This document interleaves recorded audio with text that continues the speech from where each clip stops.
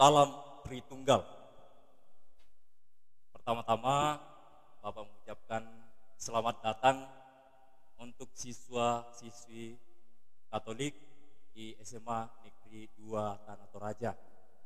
Hari ini kita akan memasuki materi khusus untuk pembiasaan beribadah di pendidikan agama Katolik dan budi pekerti.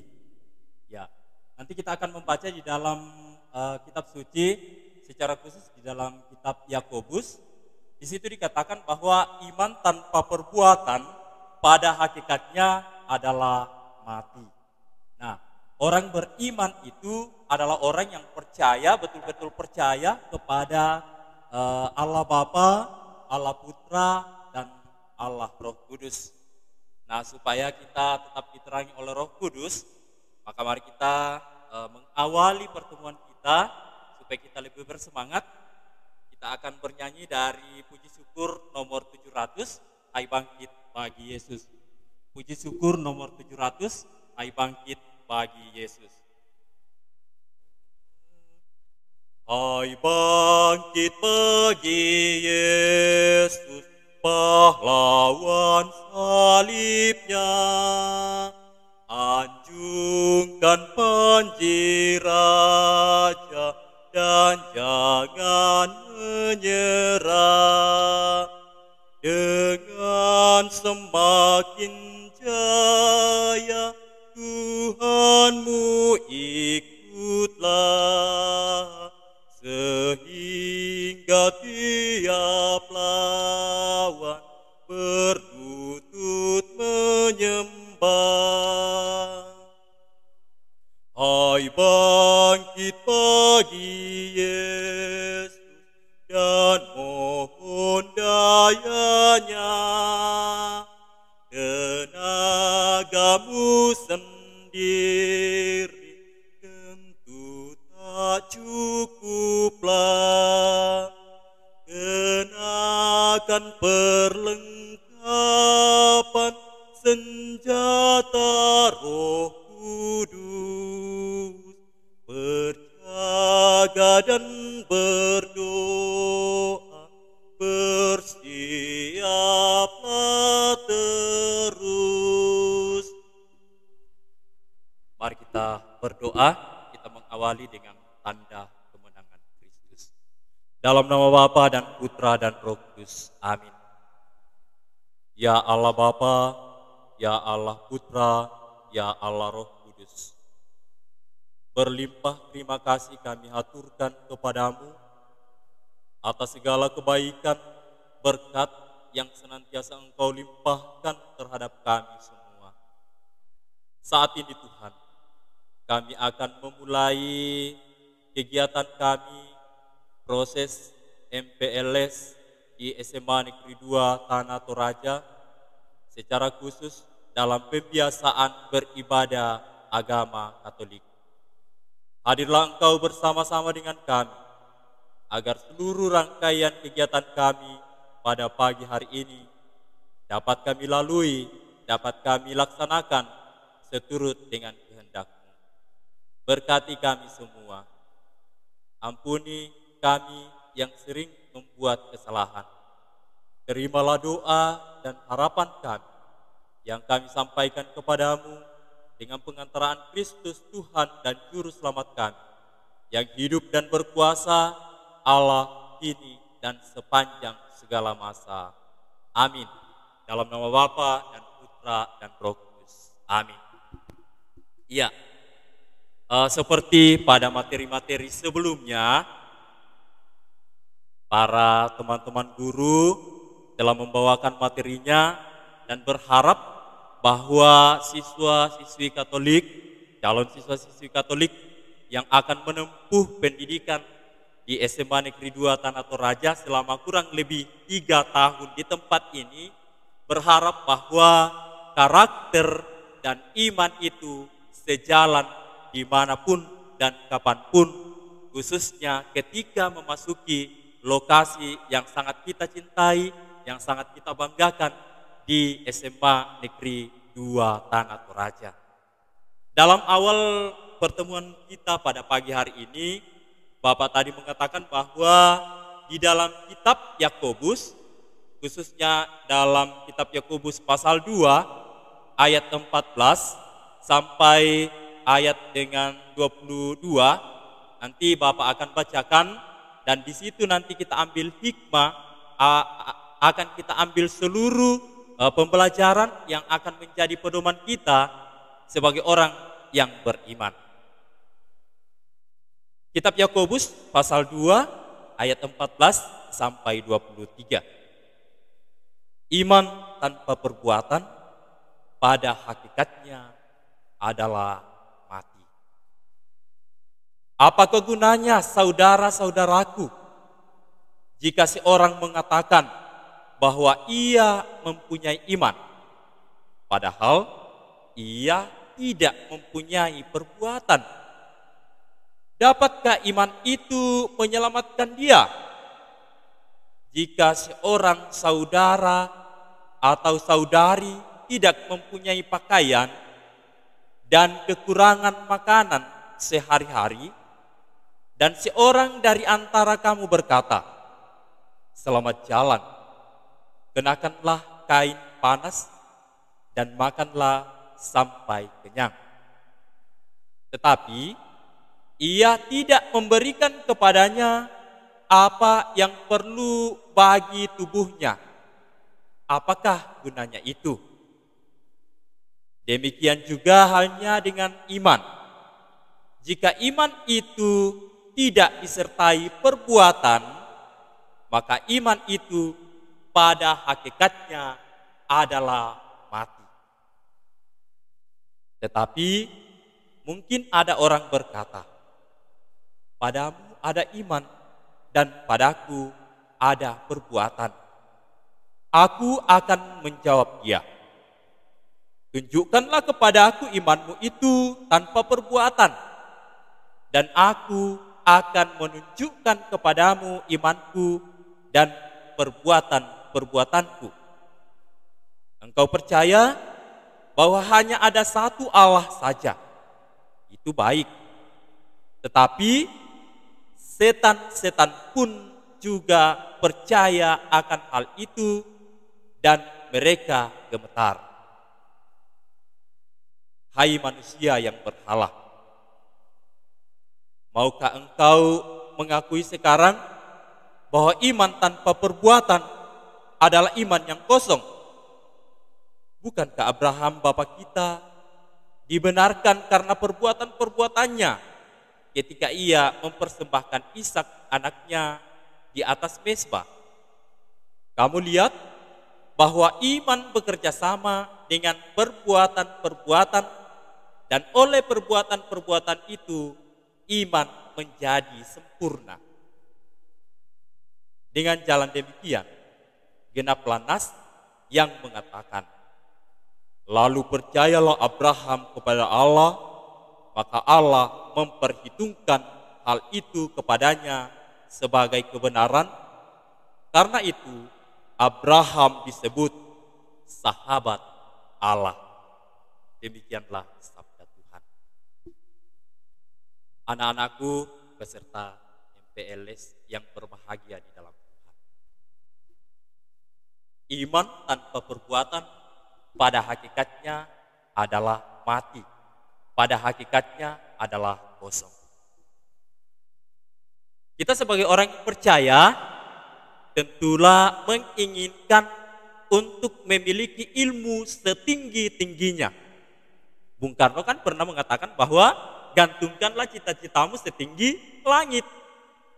Walaupun kita mempunyai cita-cita setinggi langit seperti pepatah yang telah disampaikan oleh Bung Karno, tetapi karena kita tidak mempunyai iman, kita tidak mempunyai sifat yang baik serta karakter yang baik, untuk apa semua pengetahuan yang kita miliki itu? Untuk apa kita menggantungkan cita-cita itu? Nah, dari pembacaan kita di dalam Yakobus, ketika kita kolaborasikan dengan motonya Bung Karno itu, gantungkanlah cita-citamu setinggi langit, tetapi kita tidak mempunyai karakter, kita tidak mempunyai sifat yang baik, maka semuanya itu sia-sia belaka. Nah, di sini kita diajak sebagai awal, sebagai permulaan melangkahkan kaki di dalam sekolah yang kita cintai ini. Karena ini adalah tempat untuk menempah manusia menjadi manusia yang berkarakter. Supaya nantinya kita bisa mempunyai daya saing bersama dengan teman-teman di sekolah dimanapun kita berada. Maka di awal atau di dalam MPLS di sini kita akan dibekali untuk mempunyai iman. Nah, sekali lagi kita boleh bertolak dari pembacaan kita di sini bahwa iman tanpa perbuatan pada hakikatnya adalah mati. Walaupun ilmu, walaupun pengetahuan full di dalam otak, tetapi hati nurani kita itu adalah kosong. Itu yang disampaikan oleh Santo Yakobus tadi bahwa iman tanpa perbuatan pada hakikatnya adalah mati. Nah, oleh karena itu, dimanapun kita berada, dengan siapa kita pada saat itu, maka tunjukkanlah dirimu sebagai orang yang mempunyai iman. Tunjukkanlah dirimu sebagai orang yang berkarakter. Supaya orang-orang yang berada bersama dengan kita bisa mengambil atau bisa mencontohi, meneladani iman kita, supaya dunia ini semakin tentram, semakin damai. Ya. Pertama-tama itu damaikan dulu hatimu dengan dirimu sendiri. Karena ketika kita berdamai dengan diri kita sendiri, kita bisa berdamai bersama dengan sesama manusia dimanapun dan kapanpun. Oleh karena itu sekali lagi Bapak mengatakan bahwa iman itu harus tumbuh, harus berakar, harus kuat di dalam pribadi kita masing-masing. Ya, kembali mengingat masa-masa kecil kita. Coba ingat-ingat kembali masa-masa kecil kita. Pertama, kita berada di dalam dunia yang sangat sempit. Ya, dunia yang sangat sempit, dunia yang kita tidak bisa bergerak leluasa di dalamnya.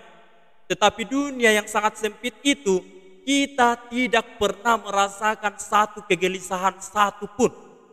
Ya, di mana-mana dunia kecil itu kita tetap merasakan aman, kita tetap merasakan damai, kita tetap merasakan tentram di dalamnya.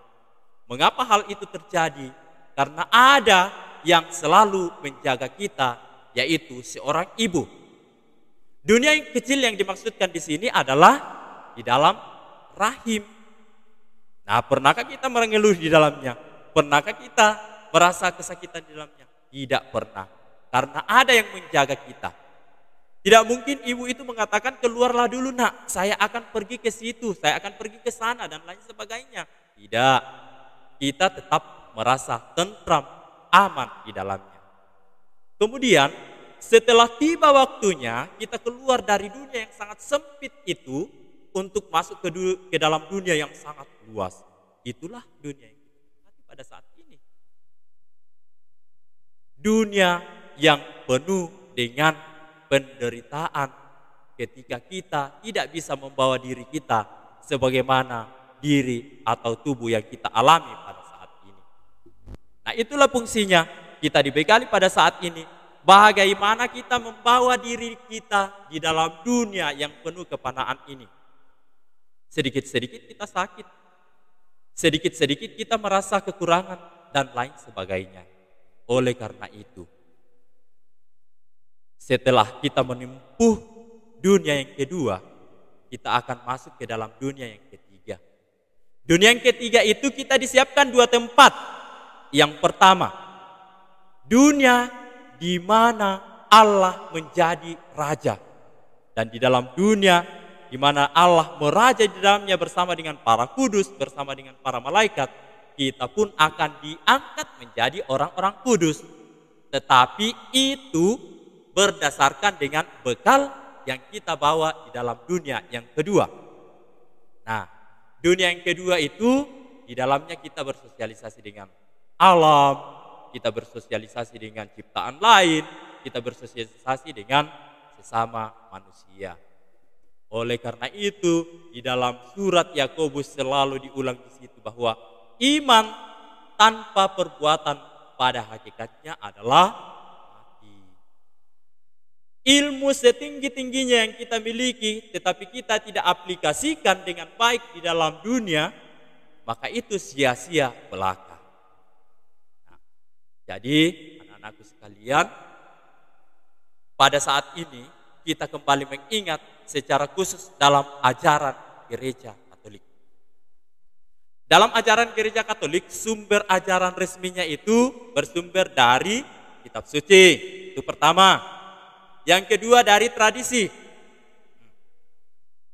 Tradisi yang dimaksudkan di sini, saya tidak akan mengupas banyak tentang kitab suci ya, karena ya kita harus berdamai dengan kitab suci, kita harus senantiasa berada bersama dengan kitab suci, karena kitab suci ini adalah kumpulan dari kitab-kitab, kumpulan dari firman-firman Allah, dan di dalam kitab suci ini tidak ada satu kata pun yang akan membuat kita celaka ketika kita mengimani. Ya, ini semua telah ditulis oleh para penulis kitab, oleh para penginjil, oleh misalnya di dalam kitab suci Perjanjian Baru, di situ ada penginjil. Kemudian surat-surat Katolik yang ditulis oleh surat Paulus dan lain sebagainya. Nah, ini kita menjadi pedoman iman kita. Kemudian yang kedua tadi Bapak mengatakan bahwa sumber yang kedua itu adalah bersumber dari tradisi. Di dalam tradisi gereja Katolik, misalnya bulan Mei dan bulan Oktober, kita secara khusus memberikan penghormatan kepada Bunda Maria. Ya, memberikan penghormatan secara khusus kepada Bunda Maria yang disebut dengan devosi kepada Bunda Maria. Ya, itu bulan Mei dan Oktober. Karena ini adalah bulan yang dikhususkan untuk Bunda Maria, Bunda Gereja, maka kita selalu mendoakan doa Rosario. Bapak harap bahwa semua peserta didik yang akan masuk di SMA 2 ini memiliki Rosario. Rosario itu didoakan sepanjang bulan Mei dan sepanjang bulan Oktober. Itu tradisi. Ya, itu tradisi. Di dalam kitab suci tidak dituliskan bahwa hai orang-orang Katolik berdoalah doa Rosario setiap bulan Mei dan Oktober. Tidak ditulis di dalam kitab suci. Tetapi itu adalah tradisi dalam gereja Katolik. Ya, karena tradisi maka harus dibiasakan. Jangan sampai ada yang tidak menghafal doa Salam Maria. Anak TK saja sudah menghafal doa Salam Maria, apalagi kalau misalnya sudah mau masuk kelas 10 belum hafal doa Salam Maria. Itu sangat fatal ya, itu sangat fatal.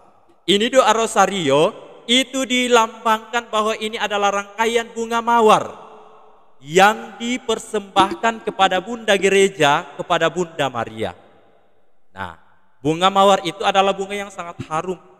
Maka berharap bahwa ketika kita mendoakan dengan menggunakan Rosario ini berarti kita sementara merangkai bunga mawar yang diberikan, dipersembahkan kepada Bunda Maria. Nah, di dalam merangkai bunga mawar itu kita melantunkan doa-doa Salam Maria. Ya, melantunkan doa-doa Salam Maria. Kebiasaan kita juga bahwa wah, mengapa kita itu menyembah Bunda Maria? Kita tidak menyembah Bunda Maria, teman-teman. Yang kita sembah itu adalah Allah Bapa, Allah Putra, dan Allah Roh Kudus. Kita juga tidak menyembah patung, teman-teman. Ya, kita tidak menyembah patung. Tetapi misalnya di sini kan Bapak membawa patung Bunda Maria. Sini toh Bapak membawa patung Bunda Maria. Bukan berarti kita sembah ini patung. Itu sangat bertolak belakang dengan yang ada di dalam kitab suci. Jangan membuat bagimu patung, jangan menyembah patung. Itu bertolak belakang. Tetapi patung yang kita pakai di sini adalah sebuah sarana mendekatkan tubuh kita, diri kita kepada Allah. Lalu mengapa kita mendoakan doa Salam Maria? Ya, Bunda Maria itu adalah pengantara. Bunda Maria adalah pengantara doa-doa kita. Coba. Pasti ada di antara kalian toh malu-malu minta sesuatu kepada bapaknya. Pasti. Karena siapa tahu bapaknya galak, siapa tahu bapaknya itu cuek dan lain sebagainya. Tetapi kalau mama atau bunda di rumah itu, ibu di rumah itu, mereka kan yang orang tua, ibu itu adalah mereka yang lemah lembut sekali. Hatinya sangat lembut. Oleh karena itu, ketika engkau mau meminta sesuatu kepada ayah, tetapi kau takut-takut sama ayah, pasti kau merengek-rengek dulu sama mama. Ma, mau nak beli HP, tapi saya mau minta uang sama mama, tapi takut-takutku sama mama. Ya, oleh karena itu ibu itu menjadi perantara.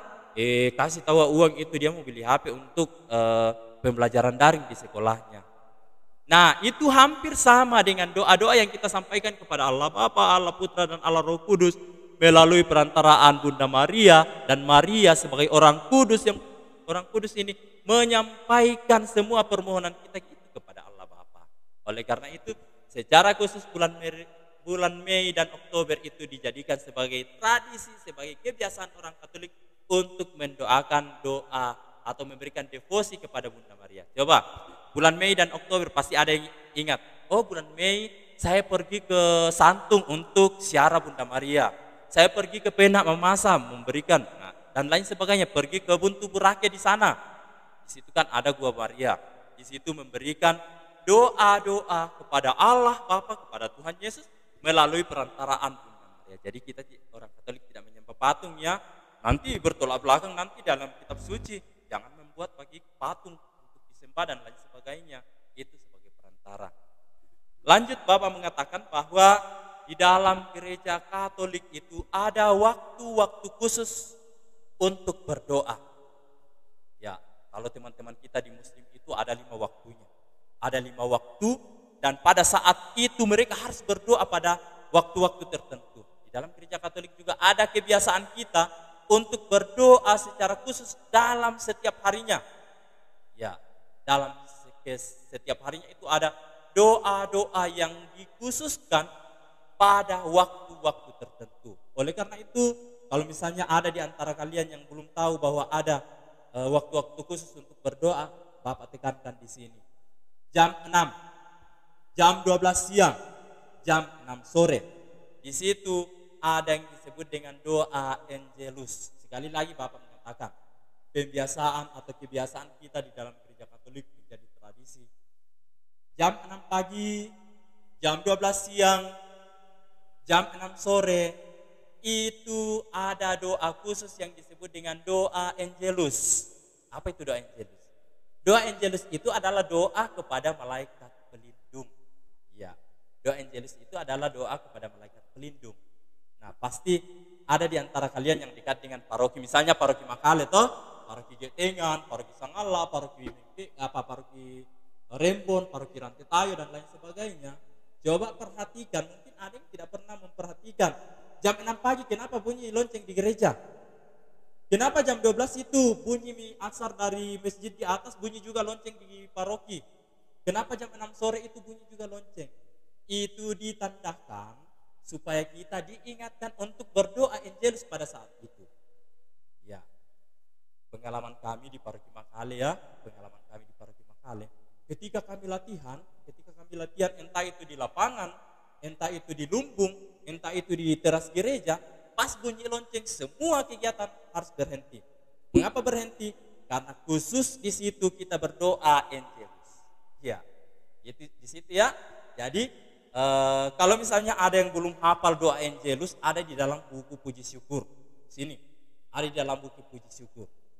Nah, kalau misalnya nanti pas pelajaran itu berlangsung di dalam kelas, tidak apa-apa kita ambil sikap tenang, tidak usah diumumkan, Bu, Pak, saya mau berdoa Angelus. Oh, jangan begitu. Langsung saja tuh, itu kan kita berdoa di dalam hati, itu bisa saja. Ya, buat saja tanda salib. Ibu guru tidak akan menegur, kenapa kau buat tanda salib? Kalau pas jam 12 siang. Itu jam 12 siang doakan Angelus. Ya. Minta pertolongan kepada malaikatmu supaya malaikat itu menyampaikan seluruh permohonan kepada Allah Bapa. Itu. Kalau misalnya nanti atau sekarang yang punya puji syukur nanti cari di dalam daftar isinya di sini, oh doa untuk malaikat pelindung ada di dalam. Di dalam itu. Jadi sekali lagi kalau misalnya bunyi asar di masjid, tiba-tiba bunyi juga lonceng, ya tidak apa-apa, kita sama-sama berdoa. Yang teman-teman kita di Muslim berdoa, kita Katolik juga berdoa. Ya gitu ya. Jadi itu salah satu tradisi atau kebiasaan beribadah di dalam gereja Katolik. Nah sekarang kan kita masuk dalam masa MPLS toh. Pak Guru juga sebagai guru pengampu mata pelajaran pendidikan agama Katolik di SMA Negeri 2 Tanah Toraja, menjadi kebiasaan kita di sini, entah itu Kristen atau Katolik, itu ada ibadah setiap hari Jumat setelah seluruh proses pembelajaran itu berakhir. Nah, teman-teman yang beragama Kristen itu kan mereka ke aula. Kemudian yang Katolik ada tempat khususnya untuk berdoa. Di situ kita beribadah setiap hari Jumat. Nah, kita selalu memberikan ungkapan syukur kepada Allah yang memberikan berkat, memberikan waktu dalam melaksanakan seluruh proses pembelajaran kita. Nah, sekarang mungkin ada yang heran. Dari seluruh pemateri sebelumnya, mereka menggunakan baju seragam, mereka menggunakan baju batik. Nah, mungkin nanti itu ada MPLS untuk mata diklat itu atau mata apakah namanya. Itu ada ekskul nanti pramuka. Pasti menggunakan uniform pramuka. Nah, kenapa Bapak menggunakan pakaian lengkap beribadah? Ya supaya itu nanti bisa diketahui. Oh, yang ternyata yang dikalungkan ini apa namanya? Pasti ada di antara kalian yang tidak tahu toh. Pasti belum ada. Pasti ada di antara kamu yang tidak mengenal apa namanya ini. Nah, saya sengaja menggunakannya. Ini yang disebut dengan samir. Ya, ini samir. Ya, ini samir. Dipakai oleh awam, dipakai oleh umat biasa yang tidak tertabis ketika membawakan, misalnya dia sebagai pemazmur atau dia sebagai lektor. Lektor itu pembaca kitab suci. Ya, dalam perayaan Ekaristi kan ada lektor 1, lektor 2. Kemudian lektor 3 itu bacaan Injil langsung diambil alih oleh pastor. Nah, ini yang disebut dengan samir. Kemudian yang ini, yang baju putih ini disebut dengan jubah. Ini disebut dengan jubah, ya. Kemudian petugas liturgi juga selalu menggunakan ikat pinggang. Seorang misdinar jangan mengatakan, "Pak, Bu, mau nak minta ikat pinggang, saya mau pakai nanti di pemazmur, mau nak jadi pemazmur atau mau nak jadi lektor, kasih Kak dulu ikat pinggang." Jangan. Tahulah namanya ini. Ini yang disebut dengan singer. Ya, di dalam kitab suci juga dikatakan bahwa gunakanlah ikat pinggang ketika kamu bepergian dan lain sebagainya. Lalu kenapa kita pakai lilin? Ini lilin. Lilin ini melambangkan sinar atau cahaya yang dibawakan oleh sang terang ilahi, yaitu Yesus Kristus. Jadi kita menggunakan ini. Lalu mengapa ada ini? Ini salib. Salib adalah lambang kemenangan Kristus. Ya, salib adalah lambang kemenangan Kristus.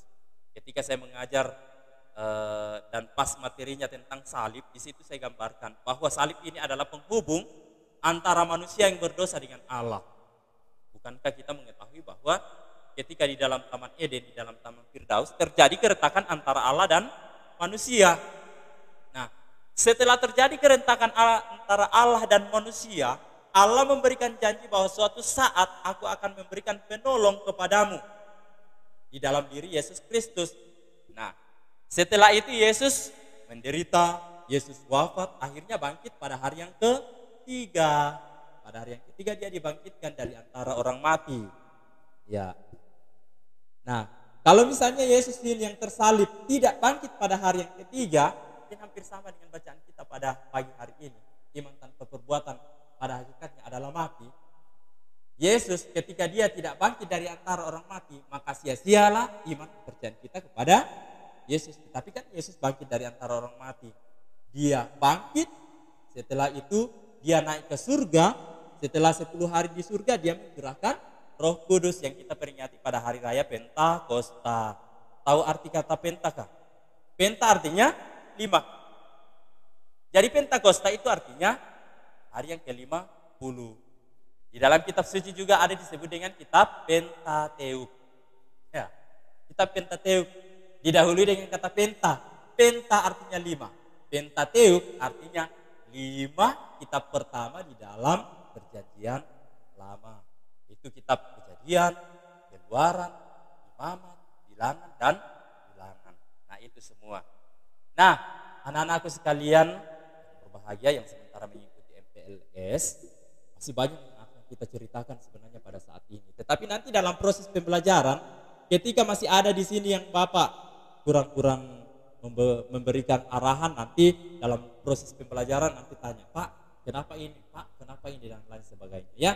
Oke, nah sekarang saya mengakhiri satu pesan buat kalian, satu pesan untuk peserta MPLS yang mengikuti kegiatan ini. Satu pesan saya bahwa imanmu, karaktermu harus kau tempah baik-baik supaya iman dan karaktermu itu akan berguna bagi dirimu sendiri, berguna bagi keluarga, berguna bagi gereja, dan berguna bagi nusa dan bangsa. Ingat, kembali lagi, gantungkan cita-citamu setinggi langit seperti yang disampaikan oleh Bung Karno. Tetapi walaupun kita mempunyai ilmu, tetapi karakter itu nol, pada hakikatnya sia-sia belaka. Oke, kita mengakhiri. Mari kita membuka kembali di puji syukur.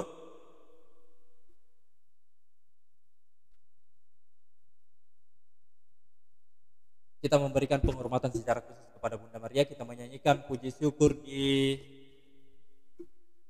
Hai Pujilah, puji syukur 638. Kita nyanyikan satu ayat saja. Kita nyanyikan satu ayat.